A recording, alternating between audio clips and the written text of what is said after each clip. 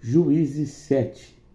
De madrugada, Jerubaal, isto é, Gideão, e todo o seu exército acampou junto à fonte de Hairob, acampamento de Midian, que estava ao norte deles, no vale perto do monte Moré. E o Senhor disse a Gideão: Você tem muita gente para eu entregar os medianitas nas suas mãos, a fim de que Israel não se orgulhe contra mim, dizendo que a sua própria força o libertou. E anunciou, pois, ao povo de todo aquele que estiver tremendo de medo poderá ir embora no monte Gileade. Então 22.000 homens partiram e ficaram apenas 10.000. Mas o Senhor tornou a dizer a Gideão: Ainda há gente demais, desça com eles à beira d'água, e eu separarei os que ficaram com você. Se eu disser, este irá com você, ele irá. Mas se eu disser, este não irá com você, ele não irá. Assim Gideão se levantou, levou os homens à beira d'água, e o Senhor lhe disse: Separe os que beberem a água lambendo-a, como faz o cachorro, daqueles que se ajoelharem para beber. O número dos que lamberam a água levando-a com as mãos à boca foi 300 homens. Todos os demais se ajoelharam para beber. E o Senhor disse a Gideão: Com os 300 homens que lamberam a água, livrarei vocês e entregarei os medianitas nas suas mãos. Mande para casa todos os outros homens. Gideão mandou os israelitas para suas tendas, mas reteve os 300, e estes ficaram com as provisões e as trombetas dos que partiram. O acampamento de Midian ficava abaixo deles no vale. Naquela noite, o Senhor disse a Gideão: Levanta-se e desça ao acampamento, pois vou entregá-lo nas suas mãos. Se você está com medo de atacá-lo, desça ao acampamento com o seu servo, Pura, e ouça o que estiverem dizendo. Depois disso, você terá coragem para atacar. Então ele e o seu servo Pura desceram até o posto e avançados do acampamento. Os medianitas, os amalequitas e todos os outros povos que vinham do leste haviam se instalado no vale. Era numeroso como nuvem de gafanhoto.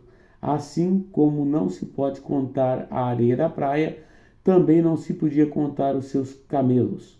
Gideão chegou bem no momento em que um homem estava contando seu sonho a um amigo. Tive um sonho, dizia ele. Um pão de cevada vinha rolando dentro do acampamento medianita e atingiu a tenda com tanta força que ela tombou-se e se desmontou. Seu amigo respondeu: Não pode ser outra coisa senão a espada de Gideão, filho de Joás, o israelita. Deus os entregou os medianitas e todo o acampamento na mão dele. Quando Gideão ouviu o sonho e a sua interpretação, adorou a Deus. Voltou para o acampamento de Israel e gritou: Levanta-se! O Senhor entregou o acampamento dos medianitas nas suas mãos. Dividiu os 300 homens em 3 companhias, pôs nas mãos de todos eles trombetas e jarros vazios com tochas dentro, e lhes disse: Observe-me, façam o que eu disser. Quando eu chegar à extremidade do acampamento, faça o que eu fizer.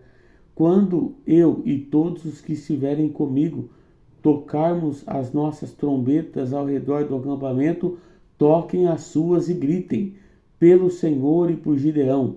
Gideão e os seus 100 homens que acompanhavam chegaram aos postos avançados do acampamento pouco depois da meia-noite. Assim que foram tocadas as sentinelas, tocaram a sua trombeta e quebraram os jarros que tinham na mão. As 3 companhias tocaram as trombetas e despedaçaram os jarros, e empunhando as tochas com a mão esquerda e as trombetas com a direita, gritaram: a espada pelo Gideão e por Gideão. A espada pelo Senhor e por Gideão. Cada homem mantinha sua posição em torno do acampamento, e todos os medianitas fugiam correndo e gritando. Quando as 300 trombetas soaram, o Senhor fez que em todo o acampamento os homens se voltassem uns contra os outros com a sua espada, mas muitos fugiram para Betsita, na direção de Zererá, até a fronteira de Abel-Meolá, perto de Taubate. Os israelitas de Naphtali, de Asser e de todo Manassés foram convocados e perseguiram os medianitas.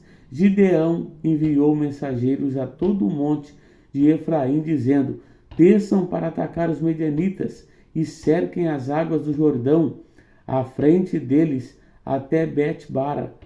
Foram, pois, convocados todos os homens de Efraim, e eles ocuparam as águas do Jordão até Bet-bara. Eles prenderam 2 líderes medianitas, Oreb e Zeeb.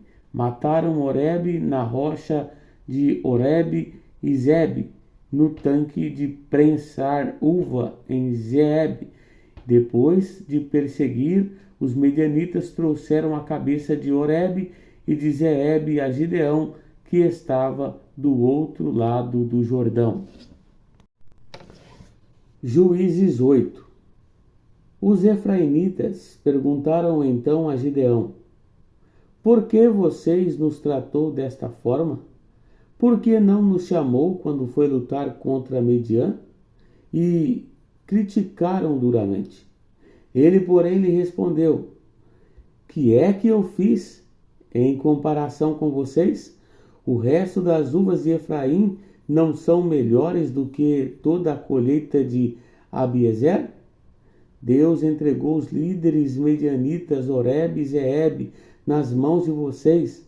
O que pude fazer não se compara com o que vocês fizeram. Diante disso, acalmou-se a indignação deles contra Gideão. Gideão e seus 300 homens já exaustos continuaram a perseguição. Chegaram ao Jordão e o atravessaram. Em Sucote, disse ele aos homens dali: peço-lhe um pouco de pão para as minhas tropas. Os homens estão cansados e eu ainda estou perseguindo os reis de Median, Zeba e Zalmuna. Os líderes de Sucote, porém, disseram: ainda não estão em seu poder Zebe e Zalmuna? Por que deveríamos dar pão às tropas? É assim? E replicou Gideão: quando o Senhor entregar Zeba e Zalmuna em minhas mãos, rasgarei a carne de vocês com espinhos e espinheiros no deserto. Dali subiu a Peniel e fez o mesmo pedido aos homens de Peniel, mas eles responderam como os de Sacote. Os homens de Peniel, ele disse: quando eu voltar triunfante, destruirei esta fortaleza. Ora, Zeba e Zalmuna estava em Carcor, e com eles cerca de 15.000 homens. Estes foram todos os que sobraram dos exércitos do povo que vinha do leste, pois 120.000 homens que portavam espada tinham sido mortos. Gideão subiu pela rota dos nômades a leste de Nob e Jogbeá e atacou de surpresa o exército. Zeba e Zalmuna, os 2 reis de Midian, fugiram, mas ele os perseguiu e os capturou, derrotando também o exército. Depois, Gideão, filho de Joás, voltou da batalha pela subida de Heres. Ele capturou um jovem de Sacote e o interrogou. E o jovem escreveu para Gideão os nomes de 77 líderes e autoridades da cidade. Gideão foi então a Sucote e disse aos homens de lá: aqui estão Zeba e Zalmuna, acerca dos quais vocês zombaram de mim, dizendo: ainda não estão em seu poder Zeba e Zalmuna? Por que deveríamos dar pão aos seus homens exaustos? Gideão prendeu os líderes da cidade de Sacote e, castigando-os com espinhos e espinheiros no deserto, derrubou a fortaleza de Peniel e matou os homens daquela cidade. Então a Zeba e Zalmuna, como eram os homens que vocês mataram em Tabor? Eram como você? Responderam. Cada um tinha um porte de um príncipe. Então Gideão prosseguiu: aqueles homens eram meus irmãos, filhos de minha própria mãe. Juro pelo nome do Senhor que, se vocês tivessem poupado a vida deles, eu não mataria vocês. Gideão voltou-se para Joter, seu filho mais velho, e disse-lhe: mate-os. Jeter, porém, teve medo e não desembainhou a espada, pois era muito jovem. Mas Zeba e Zalmuna disseram: venha, mate-nos, você mesmo. Isso exige coragem de homem. Então Gideão avançou e os matou, e tirou enfeites de seu pescoço dos camelos dele. Os israelitas disseram a Gideão: reine sobre nós, você, seu filho, seu neto, pois você nos libertou da mão de Midian.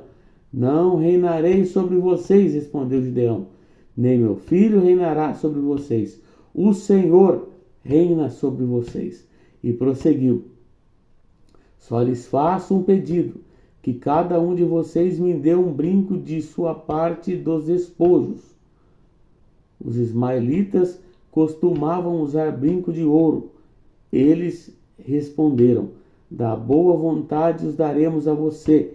Então estenderam uma capa e cada homem jogou sobre ela um brinco tirado de seu despojo.